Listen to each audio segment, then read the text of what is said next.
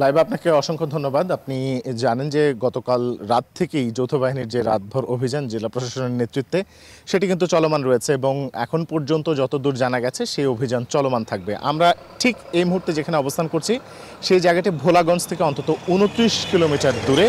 সেই এয়ারপোর্ট রোডে কিন্তু গতকালকে রাতে আটকে দেওয়া হয়েছে সাদা পাথর বোঝাই প্রায় ৮০টির মতো ট্রাক এবং আরও ট্রাক কিন্তু এখনও পর্যন্ত আটক করা হচ্ছে।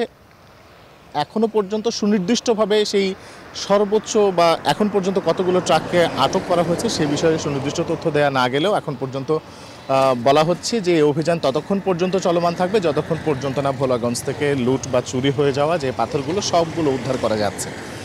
এখান থেকে ভোলাগঞ্জ, কোম্পানিগঞ্জ, গোয়াইনঘাট এগুলোর আশপাশ এলাকাগুলোতে বেশ কিছু স্টোন ক্রাশার প্রতিষ্ঠান রয়েছে। সেই প্রতিষ্ঠানগুলোতে আসলে এই পাথরগুলো যখন নিয়ে আসা হয়েছে সেগুলোকে ক্রাশ করে বা ছোট করে সেগুলোকে ছোট ছোট ট্রাক বোঝাই করে সেগুলোকে কিন্তু ঢাকা, কুমিল্লা, দেবিদ্বার সহ বিভিন্ন এলাকায়, ফেনী সহ বিভিন্ন এলাকায় পাচারের জন্য নিয়ে যাওয়া হচ্ছিল এবং সেই সময় কিন্তু আসলে এই ট্রাকগুলোকে আটকে দেওয়া হয়েছে এবং এখন পর্যন্ত যতদূর জানা গেছে যে বেশিরভাগ সব মিলিয়ে বলা যায় যে এখন পর্যন্ত যেই ট্রাকগুলোকে আটক করা হয়েছে তাদের যাচাই বাছাই চলছে। ম্যাজিস্ট্রেট এখানে আছেন এবং নির্বাহী ম্যাজিস্ট্রেটের নেতৃত্বে আসলে পরবর্তী যে পদক্ষেপ সেই পদক্ষেপগুলো আসলে গ্রহণ করা হবে। এই ছিল ভোলাগঞ্জ থেকে আমার কাছে সর্বশেষ। ফিরে যাচ্ছি লাইভা আপনার কাছে স্টুডিওতে।